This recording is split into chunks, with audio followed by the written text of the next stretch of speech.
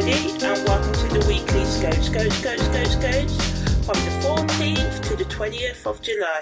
Hi everybody, and welcome to this week's Weekly Scopes. If you've heard this before, you can skip, but this is just the intro on how I, formulate these astrology weekly readings. I use astrology and my intuition to give you advice how you can practically use the knowledge of the stars and the planets and apply them to your life. So my weekly scopes are all based on GMT time and on Vedic Constellational Astrology. So now I'm just going to explain what Vedic Constellational Astrology is and how it differs from Western astrology.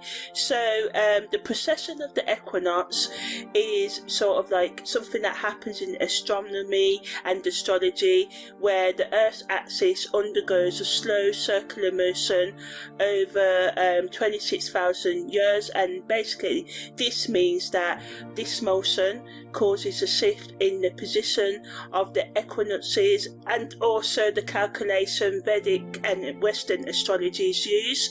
So around 2,000 years ago, the tropical and sidereal Vedic astrology signs of astrology were aligned in the same position. So if the sun was in Scorpio in Vedic astrology, it was also in the constellation of Scorpio in Western astrology.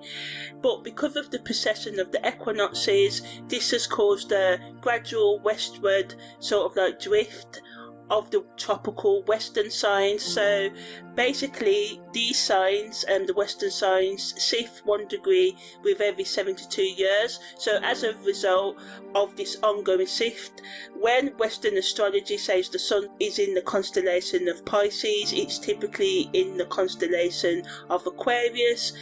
Still, this is because the degree, orb and the date for Western and Vedic astrology are 24 degrees, 24 days apart. So in Western astrology, the sun enters the constellation of Pisces around the 19th of February each year, but actually the sun doesn't arrive into the constellation of Pisces until the 13th to the 15th of March each year.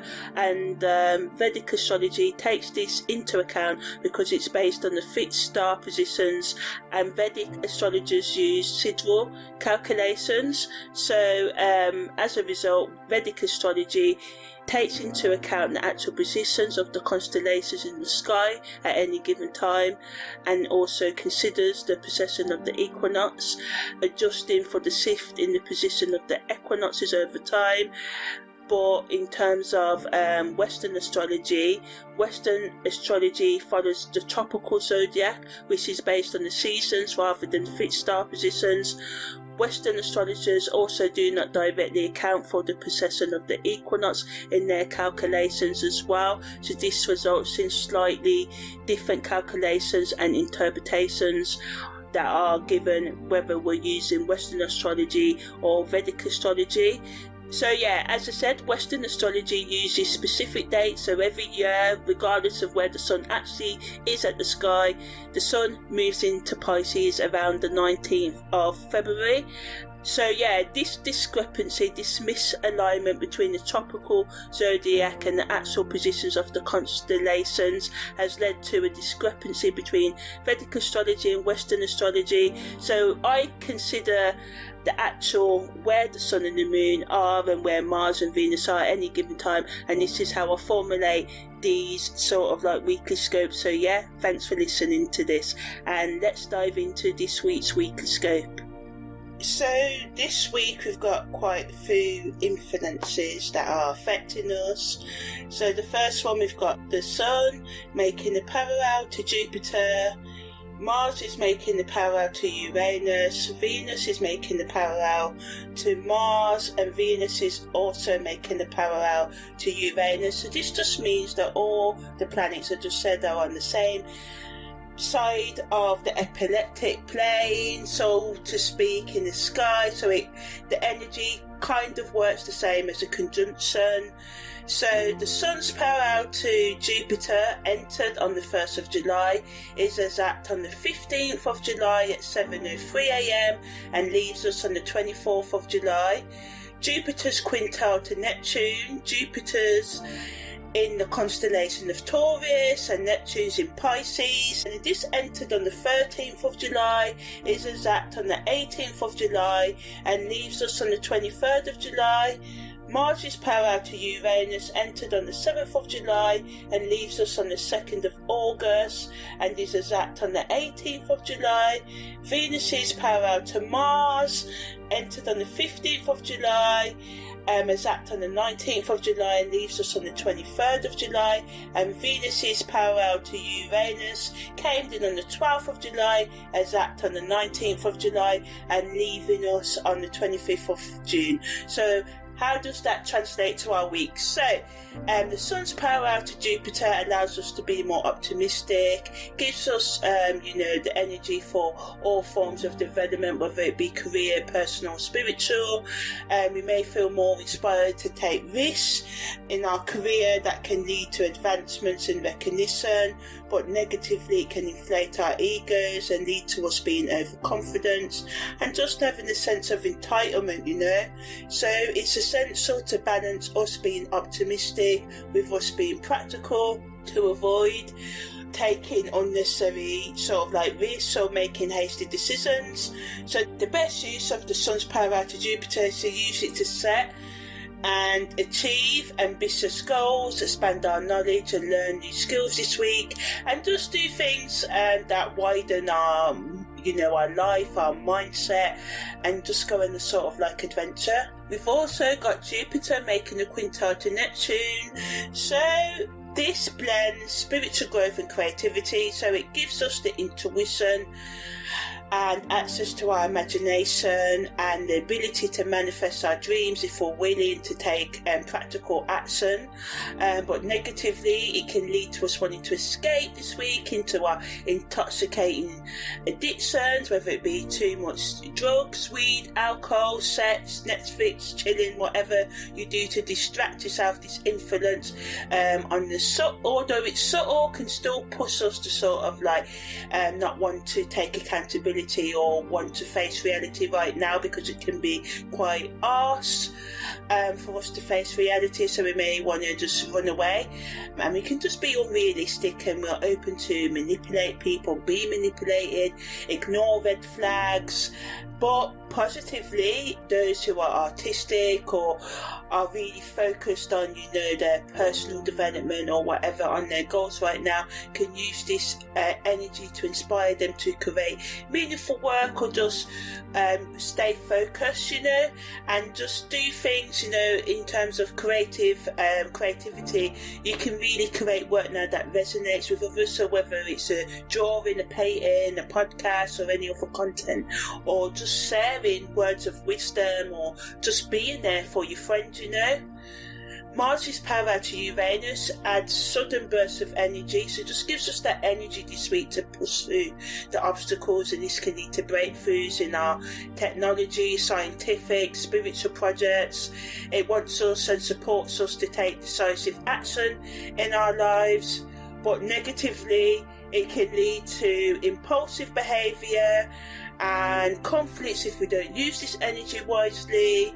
And Venus's parallel to Mars and Uranus also, brings dynamic energy to our relationships and creativity this week. It adds to the passion and excitement and the unexpected things that can happen, especially in our romantic lives, hookup lives, So lovers may, experience an increase in being spontaneous in their relationships and date night and stuff, and this can lead to unforgettable moments of connection and intimacy.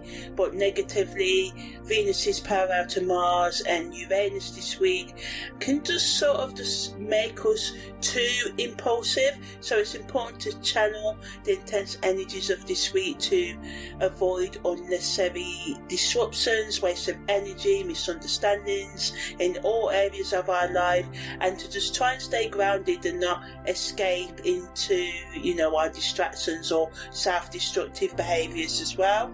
So on the 14th of July, the moon enters Libra. So this just over the next few days encourages us to seek harmony and fairness in our interactions with others. It allows us to appreciate beauty, have more grace and charm in our communication, and compromise with others and negotiate. So good for all kinds of sales and marketing, public speaking, all that kind of work. It just allows us to sort of like seek out peaceful resolutions to conflicts that can come up right now. But negatively, it can add to the indecisiveness of the week, and this can lead to issues because we can be people-pleasing, seeking approval from others and attention from others, doing things to get a reaction. So it's important to not do this and to, make firm decisions and also assert your boundaries and respect other people's boundaries as well. And to just, do all you can to maintain balance and peace in your life. The best use of this energy is to resolve conflicts, seek out help to resolve disputes, especially if you've been trying to resolve a matter for ages and you've been hitting a brick wall, So yeah, on the 15th of July, Venus makes a sextile quadrant to Saturn. The Sun's exact parallel to Jupiter that I talked about earlier is at 7:03. Mercury makes a quincunx to Saturn. The Moon enters via combustion. The Sun makes a square to Chiron, and Mars makes a conjunction to Uranus. So to the week, these energies over the next few days allows us to be more mature and stable in our relationships and conversations and with our words and actions, but negatively it adds to the challenges in us expressing our love and affection, and this can lead to feelings of restriction and loneliness. So the best use of this energy is to self-reflect on your values, prioritise your relationships, meet your priorities in life, be accountable, and just revisit past issues, and doing this can lead to healing and growth. Mercury's quincunx to Saturn also kind of brings another challenging energy into our life, because misunderstandings can come up because we can be inflexible in our mindset and our beliefs and not willing to listen to other people right now. But positively, it can bring clarity and structure into conversations, and the best use of this energy is to be patient and thorough in your communications. Don't take shortcuts, make sure you explain everything. If you don't want to write it, try a voice note, because I know sometimes communication can be long, but don't be short. Don't shorten communication using, like BRB and all the shorthand and all of that. Try and take your time, and ask others to give you more time if you feel like you need it, and allow others to have time if they feel like they need it to respond to you as well, although you may feel like you want the answer straight away. So it just allows us to pay attention to details and adapt to adapt our thinking to the situation, and get out of our comfort zone and be open to other people's opinions. When the moon's in via combustion, this is when the moon's in the fiery way between the 15th degree of Libra and the 15th degree of Scorpio, so it typically stays here for about 3 to 5 days. So this can just make us sort of intense in our emotions and volatile, so adding to the conflicts. The best use of this energy is to self-reflect and journal, reflecting on how you express your feelings, and is there a more healthier way for you to express your feelings than what you're doing now. And the best use of this energy is to embrace the intensity of it, to uncover hidden emotions and to gain clarity on your inner struggles. The Sun also makes a square to Chiron, so this allows us to heal and develop more self-understanding, but negatively it can make us more insecure and vulnerable, and this can bring challenges in us asserting ourselves confidently. The best use of this energy is to confront past traumas and insecurities with more compassion, focus on self-care practices, and seek support from trusted individuals that can help you, navigate any psychological, spiritual, physical, financial, or any other discomfort that you experience right now. And Mars' conjunction to Uranus just adds towards being able to be spontaneous and take calculated risks and embrace unknown solutions to solve our problems right now. So on the 16th of July, the Sun enters Cancer, also enters Void, of course, and enters Scorpio. If you want to know more about the Sun in Cancer, other than what I'm about to say, then check out the special I've done in the playlist. And remember, if you listen to these frequently, please follow me and subscribe, because this really helps me. So when the Sun's in Cancer, it allows for our emotions to come to the forefront. We can be more nurturing to ourselves and others, have more empathy, because we feel more sensitive and connected to our emotional, psychological sides at this time. So it's a good energy for self-care, spending time with others, doing things to deepen your connection. And when the moon's in Scorpio, it encourages us to dig deep into our subconscious feelings, and this can lead to increased passion and intuition. And then the combination of the Sun in Cancer and the Moon in Scorpio is a nice water energy. The Sun in Cancer being a cardinal sort of energy, and Scorpio being a fixed water sign. It allows us to, really dig into our emotions, but it can make us too emotionally intense right now. This can lead to power struggles, possessiveness, jealousy, envy, and gossip, and just the tendency towards secrecy for some of you, but some of you may use manipulation and just, backbite. So it's not like the gossip that comes to Gemini energy, but the gossip that comes to Scorpio water sign energy that can be based on moodiness at this time.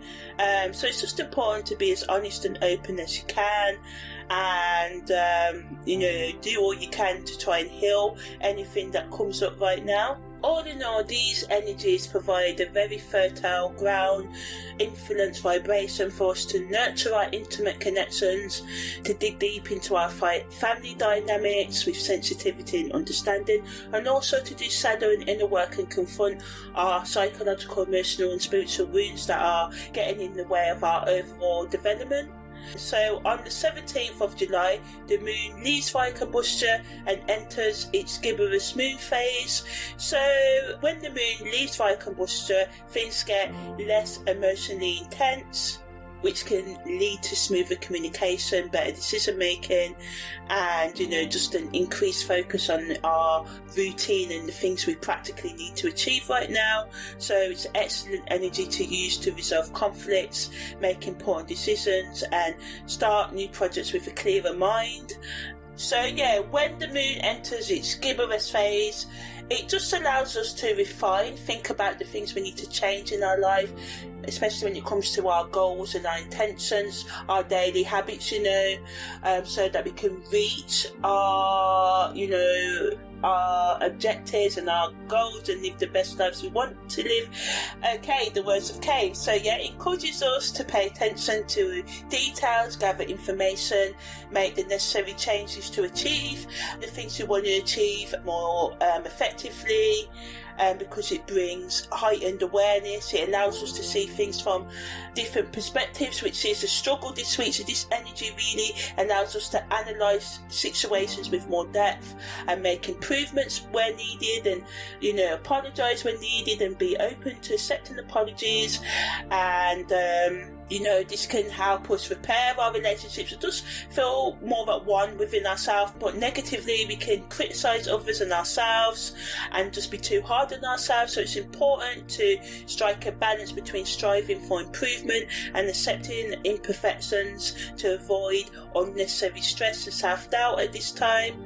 So ultimately, today's energies just give the opportunity for clearer communication and understanding, and it just allows for us to be more productive in our discussions and the ways we seek resolutions to our long-standing issues in our relationships or any other area in our life.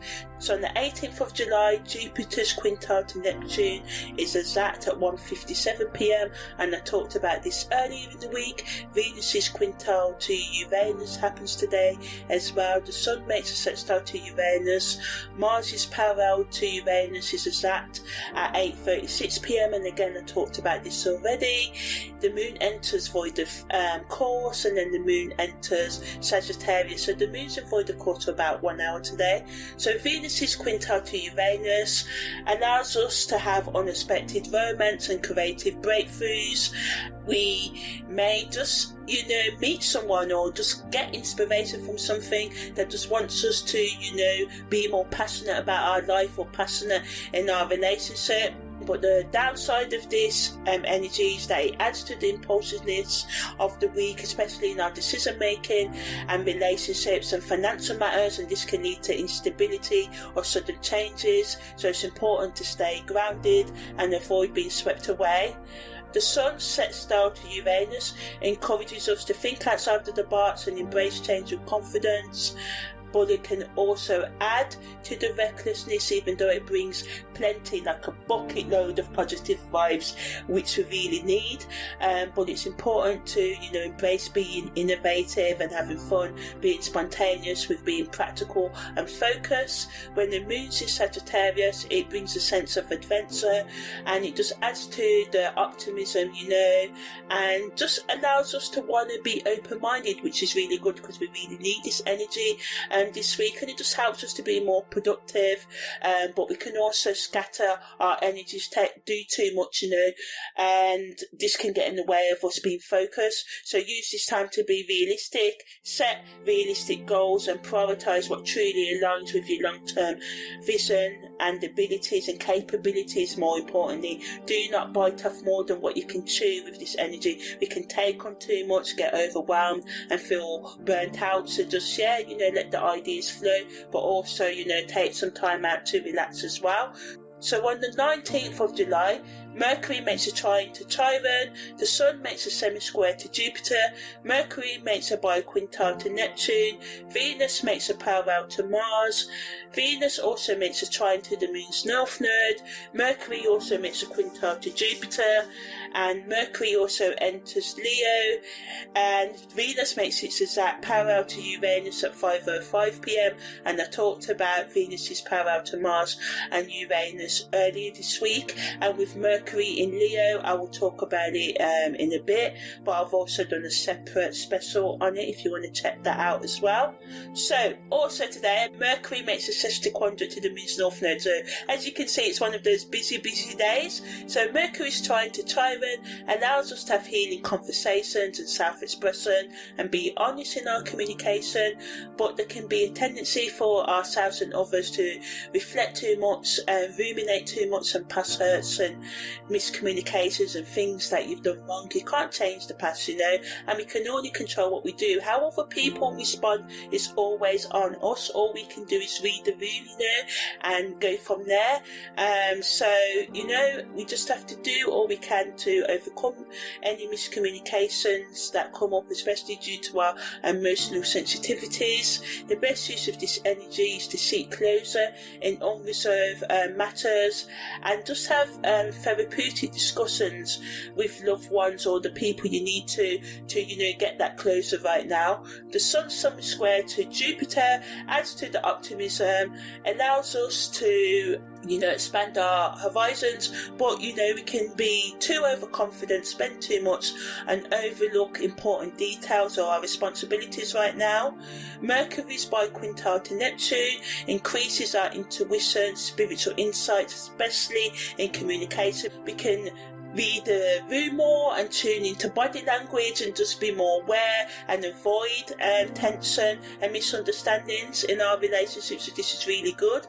The best use of this energy is to be artistic, journal, meditate, tap into the poetic and imaginative side of communication. With this energy really supports us finding using creative techniques to navigate conversations that come up, especially those tricky and deep ones, or those conversations you may not really want to be having right now.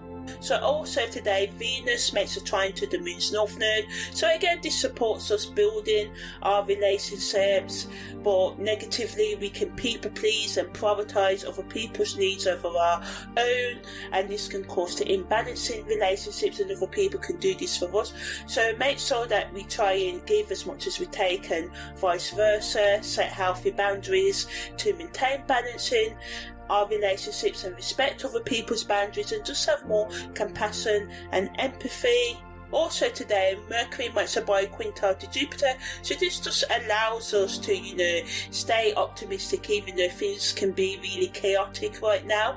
And Mercury in Leo allows us to be more courageous and bold in our self-expression, but we can be kind of controlling in our conversations with others, or pride can get in the way, so we just have to be really careful here and sort of like try and do all we can to resolve conflict and remain optimistic, while also, being real about other people's needs and not being too dramatic in our communication as well. And just find the balance between putting yourself out there and respecting other people's needs as well. And Mercury sextiquadrate to the moon's north node just allows us to be more sensitive and to find a balance in our communication. So all these energies today just want us to find balance in the way that we communicate and the ways that we are, optimistic and, put ourselves out there by respecting other people's boundaries and balancing self-expression with emotional intelligence, so that we can kind of avoid the negatives of these energies. On the 20th of July, Mars makes a sextile to Neptune and the Moon enters void, of course. So Mars' sextile to Neptune blends the dreamy, imaginative energy of Neptune with the fiery, motivational energy of Mars. So this can increase our creativity and us being compassionate and using our intuition to navigate any challenges or experiences that happen now. But negatively, it can add to the lack of focus of this week and our need to escape, and the confusion that we have as the boundaries between being assertive and being passive and being indecisive in our actions can really get in the way of us feeling stable and being stable in our actions and words right now. So the best use of this energy is to try and be compassionate to yourself and others, use spiritual practices to keep yourself grounded, and to try and take time out if you are kind of experiencing problems, so you can just try and reflect rather than rushing and try and fix everything now. Sometimes taking a step back lessens the problem, even though, I've been there. Sometimes you do want to solve problems, but sometimes doing that can make the situation, worse. So yeah, that's the end of the weekly scopes from the 14th to the 20th of July. Take care and see you next time.